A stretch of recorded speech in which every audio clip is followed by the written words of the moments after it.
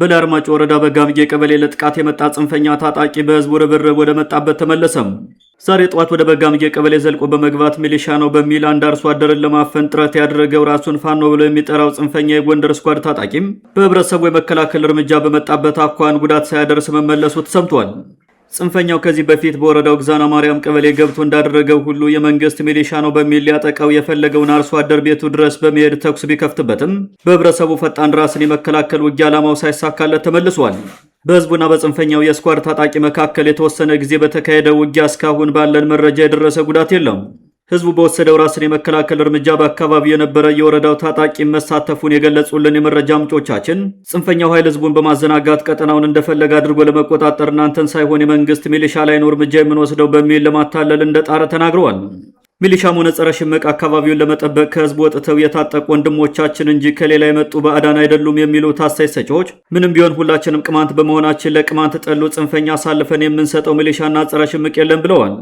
አንድ ሚሊሻ ላይ የሚደርሰው ጉዳት በግለሰቡ ላይ ብቻ ተወስኖ የሚቀር ሳይሆን ለቤተሰቦቹና ለቀበሌው ማህበረሰብም ትልቅ ማህበራዊና ምጣኔ ሀብታዊ ጫናን ያመጣል። ስለሆነም ጽንፈኛው ቡድን ከዚህ የቀበሮ ባህታዊነት ድርጊቱ ታቅቦ ወደ ቀጠናችን እንዳይመጣ ሲሉ ነዋሪዎች አሳስበዋል።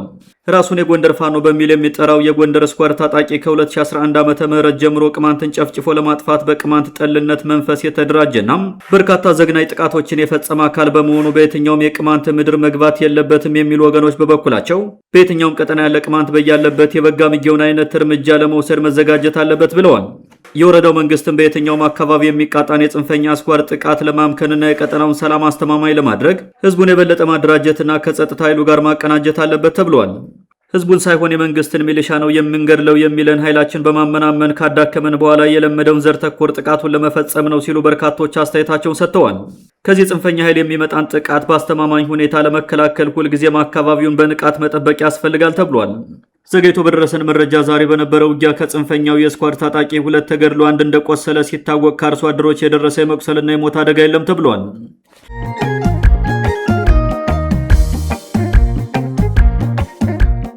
በመተማ ወረዳ ገንዶ አብርሽኝ የተባለ ቀበሌ ላይ ሰዎች ታግተው መወሰዳቸው ተሰማም። እገታው የተፈጸመው ባለፈው ማክሰኞ ነሐሴ 12 ቀን 2018 ዓ.ም ነው ያሉን የመረጃ ምንጮቻችን በዕለቱ ፈረንጁ አለህኝ የተባለ ወጣት ከሸዲ ከተማ 3 ሰዎችን በባጃጅ አሳፍሮ ወደ መቃ እየተመለሰ ያለ ነው እገታው የተፈጸመው ብለዋል። ወጣት ፈረንጁ አለህኝ ጠዋት ሰዎችን ጭኖ ወደ ምዕራብ ጎንደር ዞን ዋና ከተማ ሸዲ ከደረሰ በኋላ ሲመለስ 3 ሰዎችን ጭኖ እየመጣ ያለም ገንዶ አብርሽኝ የተባለ ቀበሌ ላይ ሲደርሱ ታግተው ወደ ዘባጭ ባር አቅጣጫ ተወስደዋል ሲሉ ምንጮች ለጃኖ ቅማንት ሚዲያ ተናግረዋል። እገታው ከሸዲ ከተማ ጀምሮ የተቀነባበረ ነው ያሉን የመረጃ ምንጮቻችን እነ ፈረንጁና ተሳፋሪዎችን ማሙሽ ተብሎ ለሚጠራው የገንዷ ከተማ ተወላጅና ጓደኞቹ ጠቁሞ ያስያዘው ግለሰብ ከ3ቱ ተሳፋሪዎች መካከል አንዱ ሳይሆን አልቀረም ብለዋል።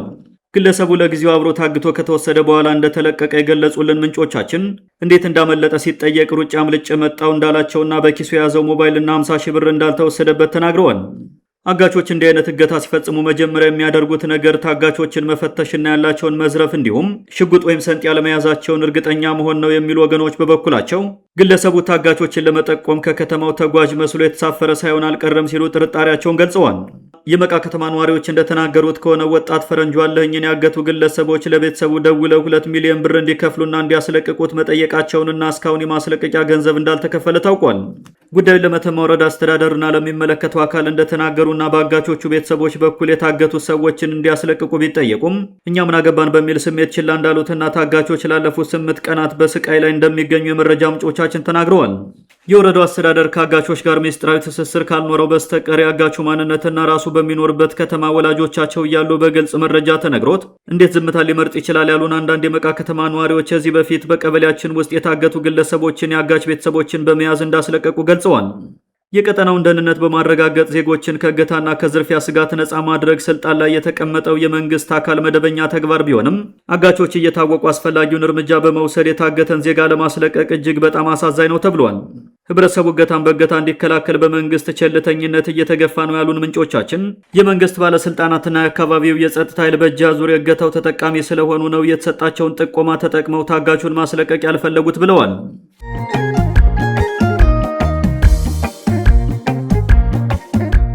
የአማራ ብልጽግና ወጣቶችን ለመከላከያ ስልጠና እየመለመለ ከመላክ ባሻገር የራሱን ኃይል እያደራጀ መሆኑን ገለጸም።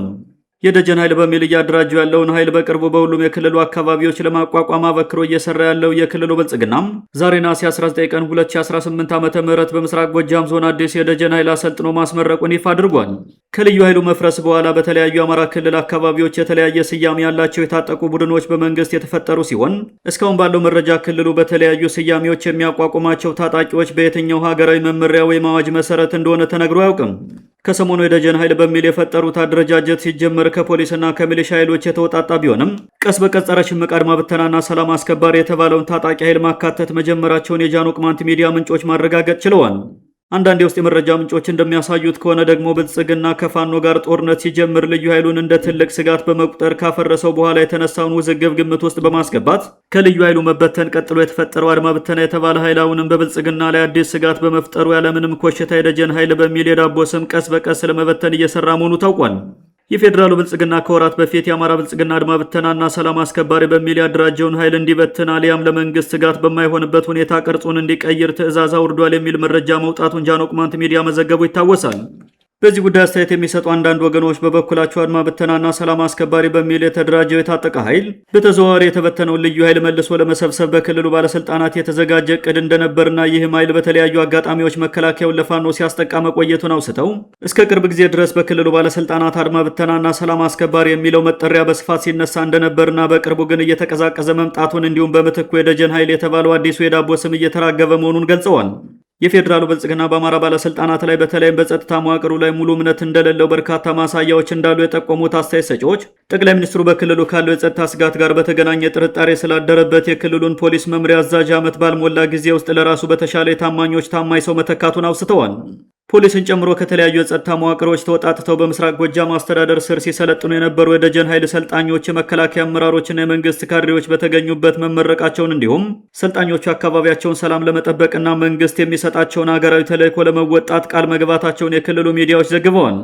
የደጀን ኃይል ተብሎ የተደራጀው ኃይል ብልጽግናና ህወሓት ወደ ለየለት ጦርነት የሚገቡ ከሆነ ለመከላከያ ሰራዊት አጋዥ ሆኖ እንደሚሰለፍ እየተነገረ ሲሆን ለአብነትም ከማዕከላዊ ጎንደር የደጀን ኃይል በሚል የሰለጠኑ ታጣቂዎች ወደ ወልቃይትና ጠለምት አካባቢ ተወስደው እንዲሰፍሩ መደረጉ አይዘነጋም።